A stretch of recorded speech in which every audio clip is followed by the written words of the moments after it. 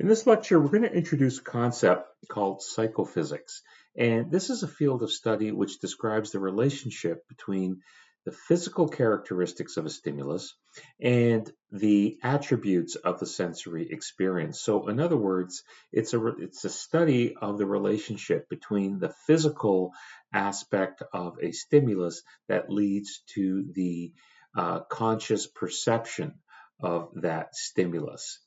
And the field of psychophysics really started from the work of Ernst Weber, who is considered to be the founder of experimental psychology. And he determined that the sensitivity of a particular sensory system to the key term here, which are differences in the ability to detect any unique changes that occur in the stimulus depends upon the absolute strength of the stimulus. And he coined the term just noticeable difference, which is part of the conscious awareness to that stimulus, is proportional to a scaling constant that is specific to the sensory system that is being stimulated and a reference stimulus. And so, what's key here is that Weber assumed that the ability to detect a change in the stimulus is going to be a linear function of that reference stimulus.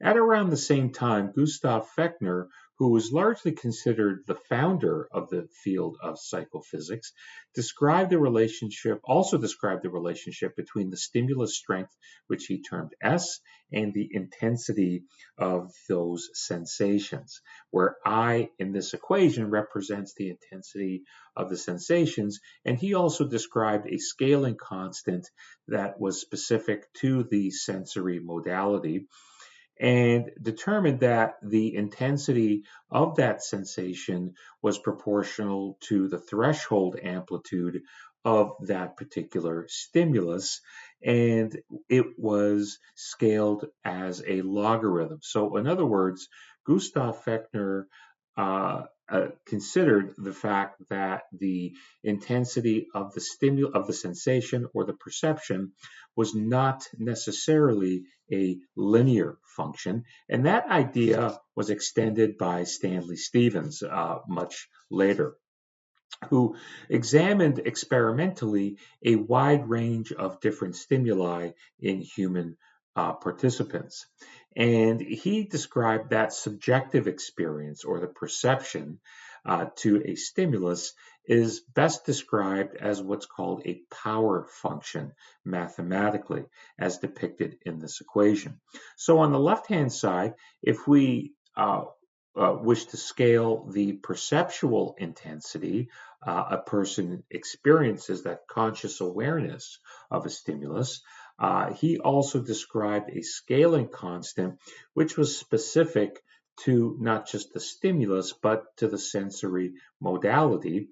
And the ability to perceive that stimulus was related to a change in that stimulus strength.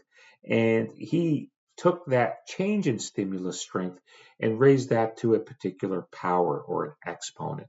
And the value here determined the shape of that function or the shape of that relationship, which was specific to the sensory modality, be it pain, temperature, or touch.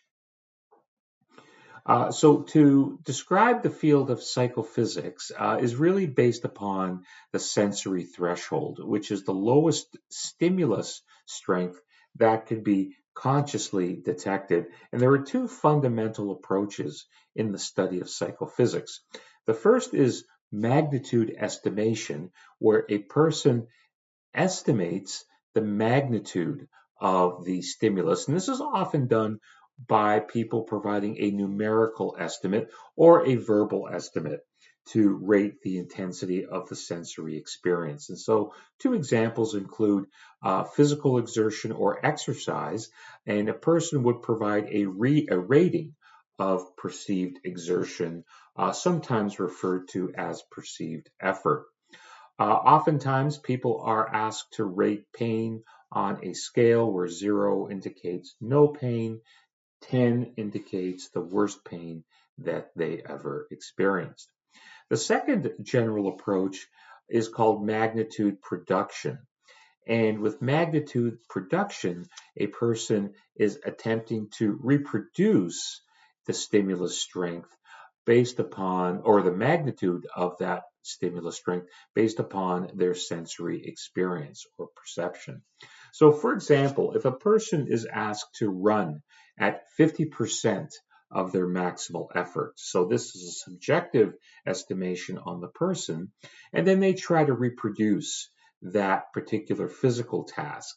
And the question with magnitude production is, does the actual speed they run at uh, precisely correspond to the 50% of their maximum perceptual speed? So either approach that's taken is really an examination of the neural code and dependent upon the neural code, which describes that relationship between the activity in a specified neural population. And so the specified neural population is essentially the sensory modality activating a unique set of neurons and the functional consequences of that neural code. And the neural code does involve multiple stages of processing. One such example are muscle stretch receptors, and those are the muscle spindles buried inside skeletal muscle tissue and that give rise to reflexive contractions. But this is one of the simplest, least complex type of neural coding, which involves the fewest number of synaptic connections. More complex movements will involve more complex connections. In this study, this is one of the original studies that examined the neural code related to stimulus magnitude. And these studies were completed by a neuroscientist named Vernon Mountcastle, published back in 1966, and really established that understanding that if we provide some sort of stimulus, and in this case, in this experiment, the stimulus was mechanical in nature in the form of skin indentation. So using a probe to indent the skin, as we can see here, ranging from 200 up towards 1400 microns in magnitude.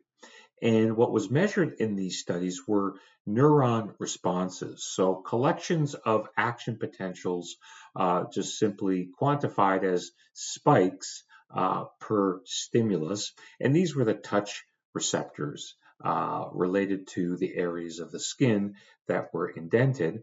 And what we see here is that with the greater amount of mechanical indentation, so the mechanical stimulus saw a linear increase in the number of total spikes or the neural responses in a fairly, as indicated, in a fairly linear manner.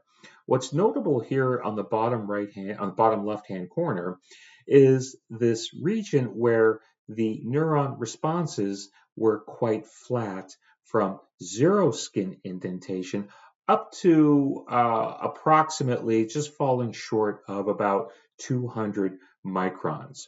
And so the fact that there was no receptor response at less than 200 microns of mechanical indentation, we would describe the approximate 200 microns as the touch threshold from a sensory neuron perspective.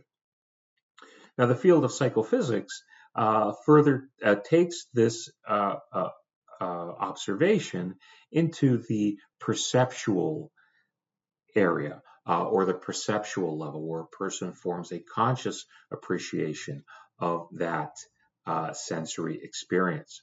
So as we can see here along the x-axis, again, these were experiments carried out by Vernon Mountcastle, where we have the intensity of skin indentation, and human participants were asked to rate along a 10-point scale the estimate of that stimulus.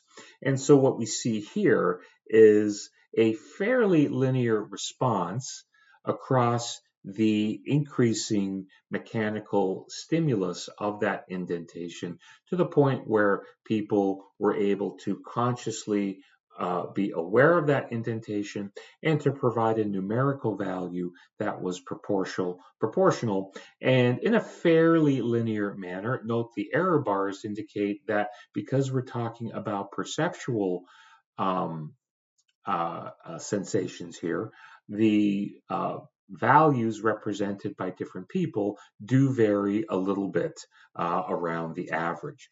But what's notable here is that the pattern resembled the discharge frequency and the stimulus amplitude that we saw on slide number 9. So this ends our second part to our study of the somatosensory system.